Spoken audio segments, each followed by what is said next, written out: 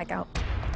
Now at 5:30, we're tracking a breaking news alert this morning out of Rockcastle County. State police tell us a woman has been found murdered in a home. Also on WKYT this morning, a disturbing arrest in Lexington. A man has been arrested on charges of rape and abuse. We'll tell you why. It's coming up this morning in a live report. An inmate who escaped in Estill County while being transferred is still on the run. Tracking, alerting, protecting. This is WKYT This Morning. Good morning and welcome to WKYT This Morning. It's Wednesday, June 3rd, Hump Day. I'm Bill Bryant. And I'm Rebecca Smith. Not feeling a whole lot like June. No, not the first start of the month here. No question about that. But cool temperatures. Fortunately, it's going to warm back up, Yeah. and we'll be a little bit more in the right headspace of understanding what season we're in. Micah? That's a good thing. Let's check in with Micah. Yeah, we're looking outside, and here's the deal. Our visibility is our only issue, but also a lot of us with the kids out of school, you want to go out to the pool, the lake, the river, and you just can't do it. It's too chilly to do that. But you know what? It will get better, as Rebecca and Bill mentioned. The current visibility, there's your 6 to 10 mile range, and most of us staying without that fog. Current temperatures, 50s outside. It is on the cool side. It's much like past couple of mornings. Slide into the afternoon, lower 70s. Some of us, I still can't say with 100% confidence that you're going to be out of the upper 60s today. It's just one of those days. If you get rid of that cloud cover, then you'll start to see those temperatures rise. But other than that, those temperatures won't really rise that much. 72, mainly east there for those rain chances. And I'll show you when everybody has the rain chance and what are good days that will stay dry coming up in a few minutes. All right, we'll see you then. Thank you. A WKYT breaking news alert now that we're tracking out of Rockcastle County this morning. State troopers tell us that a woman has been found murdered inside a home there on Red Hill Road. WKYT Sean Moody is at our live desk with the latest information. Sean, what do we know at this point? Well, Bill and Rebecca, Kentucky State Police are still in the very early stages of this investigation. They say they found a woman in her late 80s dead, and they think there was a home invasion. They're investigating her death as a murder. State Police said this happened at a house along Red Hill Road north of Livingston. The Rockcastle County Sheriff got the call initially. The police haven't said who it is that called this in. State Police detectives were called in around 11:15, and they've been on the scene ever since. They said the woman inside that house lives there alone. They believe there was a home invasion, and they haven't said how the woman died except to say they believe it was a homicide. The area is rural, and investigators are hoping someone along Red Hill Road there can help them. We'll be interviewing neighbors, witnesses, anyone. We'll be canvassing the neighborhood trying to find anyone that may have seen anything unusual or strange in the area last night and up into this morning. State police have not released the woman's name. At the live desk, Sean Moody, WKYT. Sean, thank you. Police are still looking for an inmate who they say escaped while being taken to the Estill County Jail.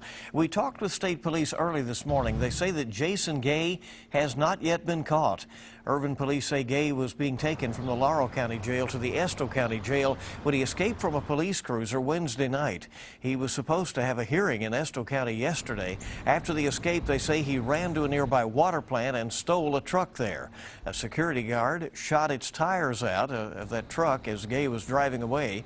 Police later found the truck, but no sign of Gay, nor a weapon, a machete, that was inside of it. It did obtain a large knife from the vehicle that apparently the owner had left in there prior to this incident.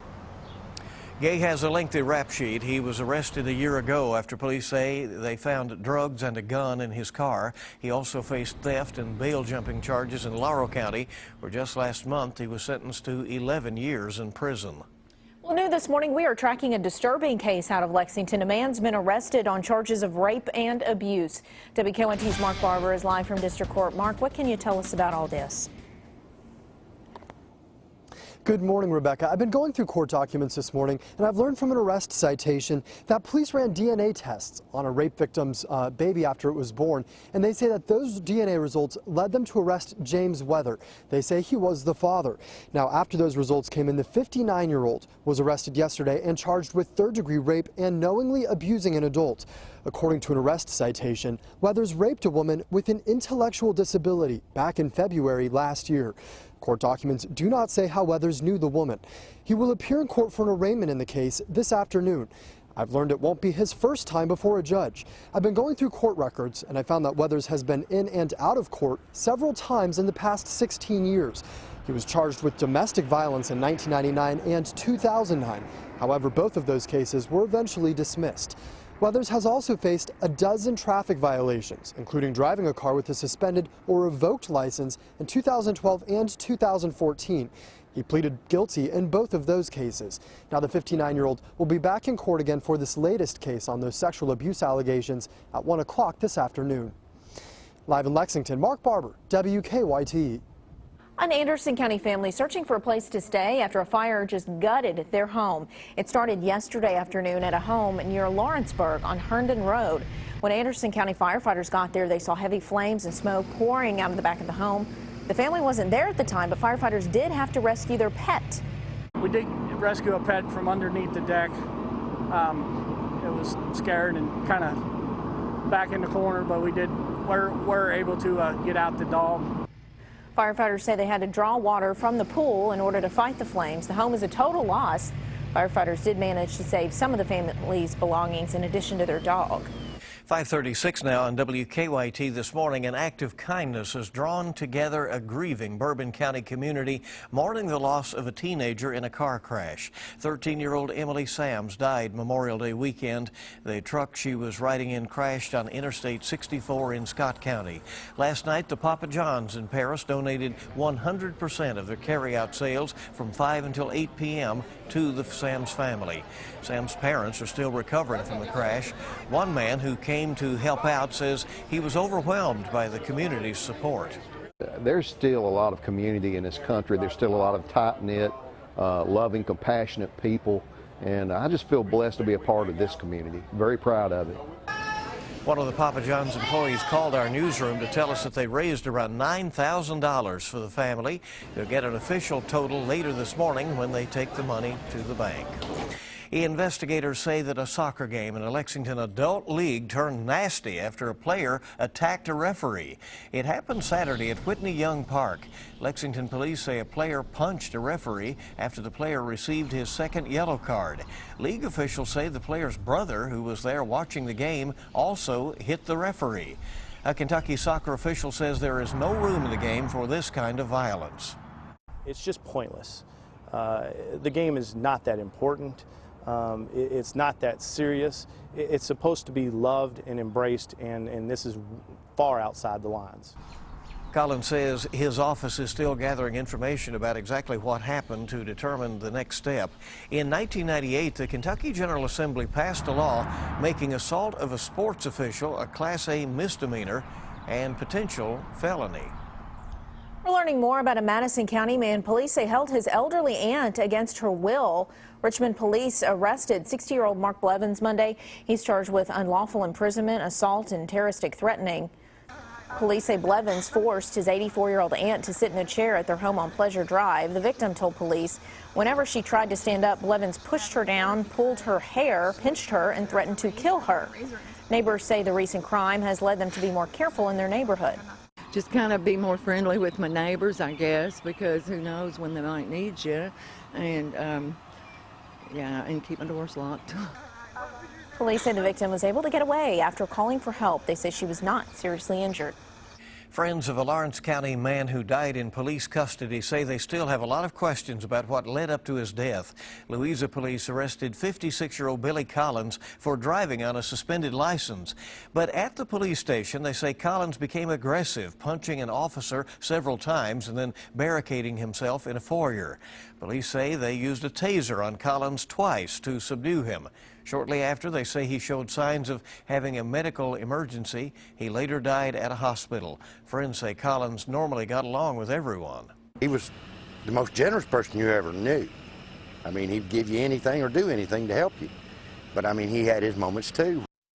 State police are waiting on the state medical examiner's report to see what caused Collins' death. They do say the officers involved in the incident did nothing criminal. A Lexington-based coal company is warning dozens of employees about possible layoffs. Rhino Resource Partners says it gave 60-day notices to some employees yesterday. The company plans to idle most of its mines because of a weak coal market. But the company wouldn't say which mines would be idled. Rhino has a mine near the border of Kentucky and West Virginia and 2 others in eastern Kentucky. Lexington City employees could be getting a lot more money in the bank in the weeks ahead. Mayor Jim Gray proposed in his budget a 3% raise for city employees, but the Herald Leader reports the Urban County Council has voted to increase the raise to 4%. The council also voted to increase pay for minimum wage employees to $8.15 an hour. It's a physical ailment hitting the tech-savvy generation. It's called text neck, and it can affect those of us who spend a little too much time on our smartphones looking down at cell phone over curves and spine. It can cause achiness and other problems. A chiropractor says to watch out for other symptoms as well. Tension across the shoulders, generalized neck pain, migraines. It can even be numbness and tingling down the arms that we're seeing in high schoolers. It's alarming. It's setting those kids up to having major problems as adults. The chiropractor says shoulder exercises, readjustments, and resistance bands can help to correct text neck. All right, looks like she's getting quite the manipulation there, but yeah, something to consider. It's a sign of the times. Yep. 5:41 on WKYT this morning, and we're checking live drive traffic for you, see what's happening out there. Here is a look at our Waves app this morning.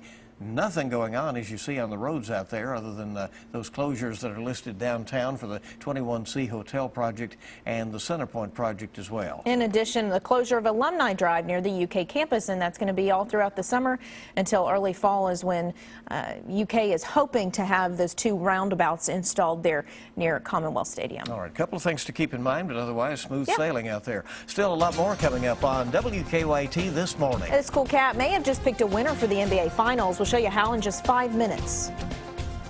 And we're looking outside, seeing a pretty decent start to the day. It's pretty much what you have seen the past couple of mornings, but get in toward the afternoon. Maybe even seeing some 70s in the forecast and also some rain picking up. Show your latest 7-day coming up.